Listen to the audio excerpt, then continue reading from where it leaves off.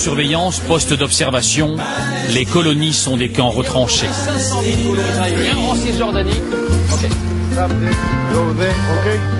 Pas vraiment de place pour la négociation pour les Palestiniens.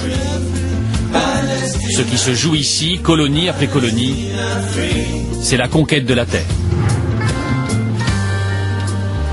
Aujourd'hui, la Cisjordanie est truffée de ces checkpoints militaires, de ces clôtures, de ces barbelés qui protègent les colonies israéliennes, ici comme celle de Bethel.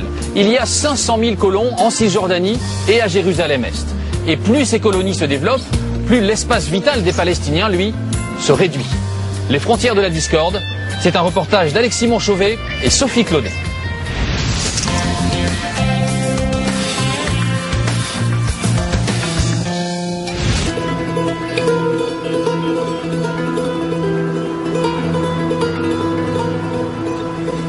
Mur en béton, clôture grillagée à d'autres endroits. Israël a érigé une séparation physique entre son territoire et la Cisjordanie pour éviter les attentats. Seul problème, le mur empiète largement sur les terres palestiniennes, environ 10% de la Cisjordanie. Des champs, des villages, des communautés entières se retrouvent scindées en deux. À Masra, Hani Hammer vit une situation kafkaïenne. Coincé entre le mur et une colonie israélienne, ce paysan palestinien est coupé du reste de son village. Ici, c'est la colonie. Elle a été construite sur les terres du village, sur les terres de mes proches. Aujourd'hui, les Israéliens nous interdisent d'y aller.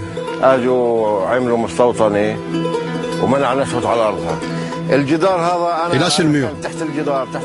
Avant, j'avais une ferme agricole à cet endroit. Une exploitation commerciale, pas pour ma consommation personnelle. Je gagnais bien ma vie. Quand ils ont fait le mur, ils ont tout détruit. Il y avait des serres en plastique et des entrepôts pour le matériel. J'ai perdu beaucoup dans cette histoire. D'abord mon exploitation, les revenus que j'en tirais. Je dirais que j'ai perdu 150 000 dinars en tout, environ 230 000 $.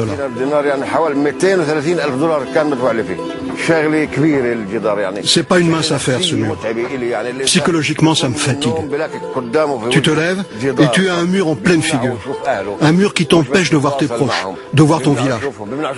Tu es tout seul, comme si tu étais en prison. Seul moyen de sortir de chez lui, une petite porte dans la barrière. Il en a obtenu les clés après de longues négociations avec l'armée israélienne. Mais les tracasseries ne s'arrêtent pas là. Les champs d'Hani Hammer sont de l'autre côté de la barrière. C'est en voiture qu'il doit s'y rendre chaque matin à l'aube, un trajet de 45 minutes. Avant la construction du mur, je mettais 15 minutes à pied pour rejoindre mes terres. Et en voiture, pas plus d'une minute. L'armée israélienne contrôle l'accès aux champs des Palestiniens, mais aussi les horaires d'ouverture. 3 fois par jour, pendant un quart d'heure seulement. Et les paysans doivent impérativement avoir un laissez-passer délivré au compte-gouttes par Israël. Vous avez de la chance d'avoir un permis, non? C'est vrai, les gens qui ont un permis ont de la chance. Il y en a beaucoup qui n'obtiennent pas de laissez-passer. Dans son quotidien ponctué d'interdits, Hani Hammer sait qu'il n'est pourtant pas le paysan le plus mal loti. Grâce au permis que lui accorde Israël, il peut encore s'occuper de ses terres.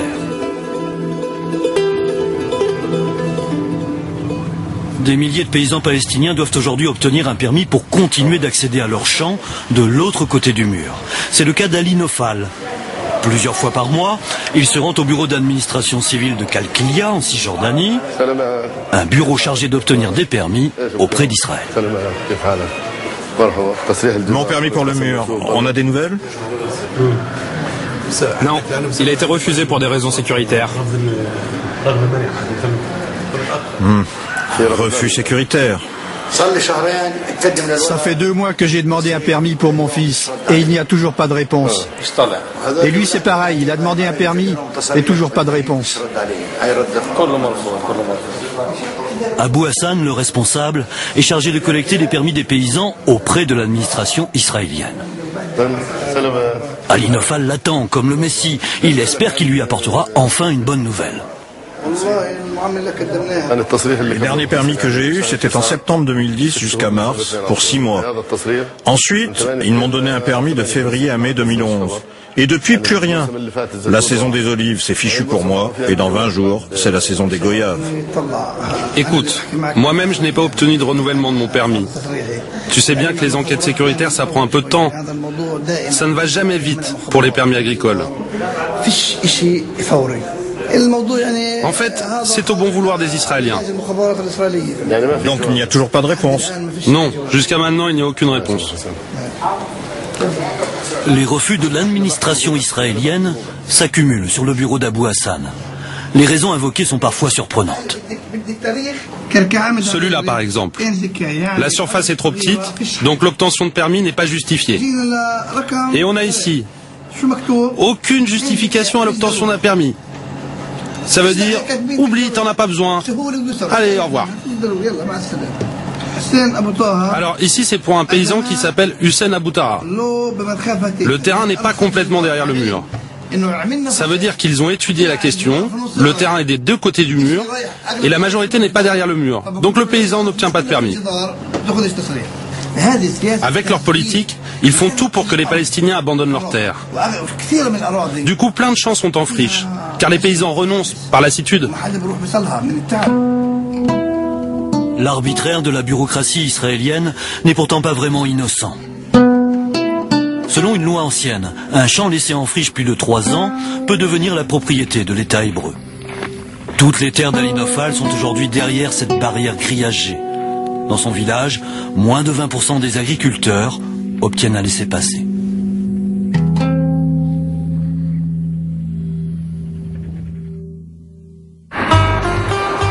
La terre n'est pas le seul problème. Israël s'approprie aussi l'eau des Palestiniens, en particulier dans la vallée du Jourdain. Le territoire représente 1/3 de la Cisjordanie, et malgré les apparences, il est très riche en eau. 9000 colons juifs s'y sont implantés et contrôlent la grande majorité du territoire. Ils ont aussi un quasi-monopole sur l'eau pour leur consommation personnelle et pour leurs grandes exploitations agricoles. Exemple flagrant, Bardala. Ce village palestinien vivait de l'agriculture avant l'arrivée des colons en 1967. Aujourd'hui, sa production agricole a chuté de 70%, faute d'eau. L'ancien maire se souvient pourtant d'un village prospère. Voilà très clairement la raison de notre malheur à Bardala. Ce sont ces pompes à eau qui nous ont apporté la pauvreté. Pour construire ça, ils ont fermé 3 de nos puits. C'est à cause de ça qu'aujourd'hui, nous n'avons presque plus d'agriculture, alors que mon père plantait 7 sortes de pommes. Ça, c'est la raison pour laquelle notre terre aujourd'hui ressemble à un désert. Il n'y a plus d'eau pour l'arroser. Autrefois, une rivière coulait au milieu du village. Mais aujourd'hui, pour boire de l'eau, il faut l'acheter à la compagnie d'eau israélienne. Pour l'agriculture, c'est pareil. On ne peut l'acheter qu'en quantité limitée et ça diminue d'année en année. Si vous voulez savoir où est la terre qui est restée aux Palestiniens et la terre qui a été confisquée par les colons, c'est très simple. Tout ce qui est vert est aux mains des colons, tout ce qui est désertique est à nous, les Palestiniens. Une des populations les plus touchées par le manque d'eau, les Bédouins. Ils ont dû renoncer à l'agriculture et se replier sur l'élevage de brebis et la production de fromage. Problème, ils ont à peine assez d'eau pour leur consommation et pour abreuver leurs bêtes. Les puits aux environs leur sont interdits d'accès.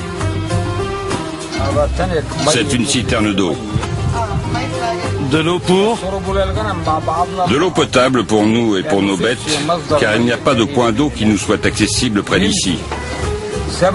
On doit faire 27 km aller et 27 km retour en tracteur pour acheter 3 mètres cubes d'eau. Pour votre information, le puits qui alimente nos terres n'est qu'à 1 km d'ici, mais il sert uniquement aux colonies et à leurs plantations. Il y a tellement d'eau ici que ça pourrait alimenter toute la région alentour. Mais ils refusent qu'on y accède.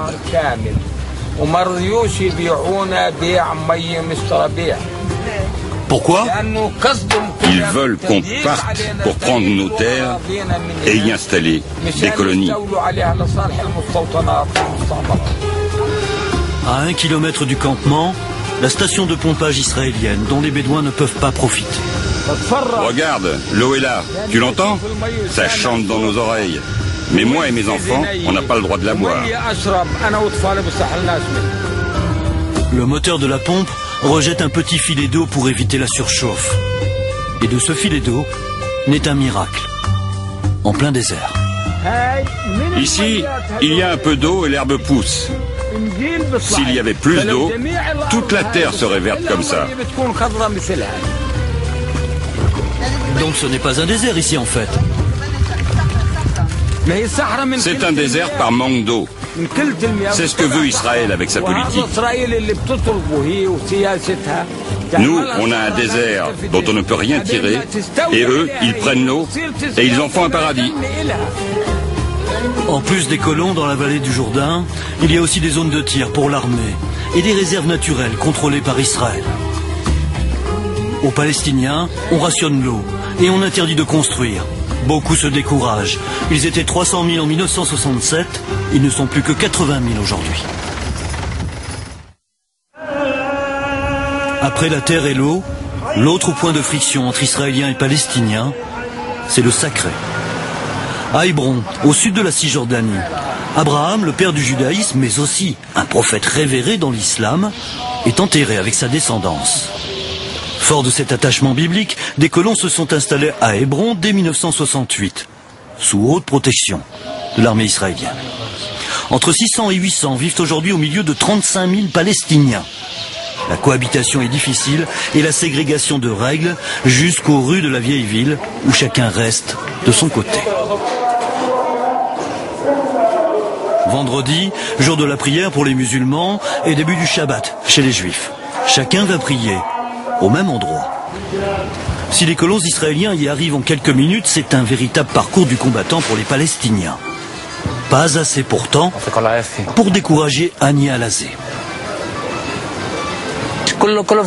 Tout est fermé, comme tu peux le voir. Ça, c'est un barrage militaire qui bloque la rue principale. Avant, on mettait 5 minutes pour aller à la mosquée. Maintenant, ça prend environ 30 minutes. Les commerçants ont mis ces tentures ici, car les colons jetaient des pierres d'en haut et personne n'osait sortir. Quand on allait à la mosquée, ils nous jetaient de l'eau, des pierres, du sable. C'est pour ça que les commerçants ont mis des filets ici.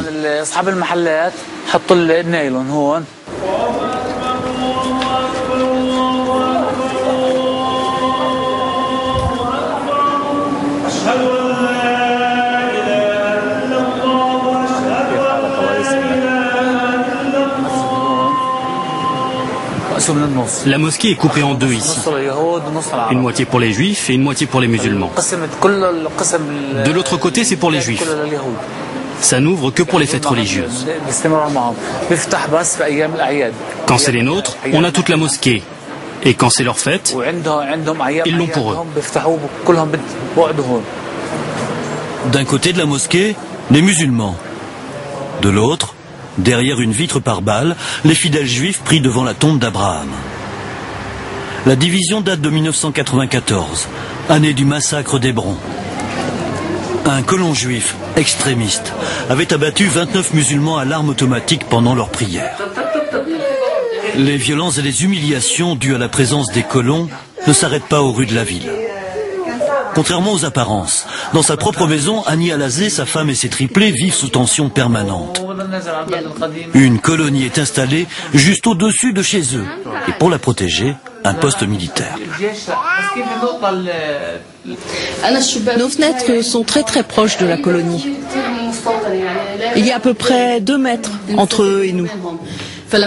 Quand on avait encore des vitres ici, tous les jours ils lançaient des objets pour les casser. Et le verre tombait dans la nourriture. Finalement, je suis allée voir le comité de réhabilitation d'Hébron.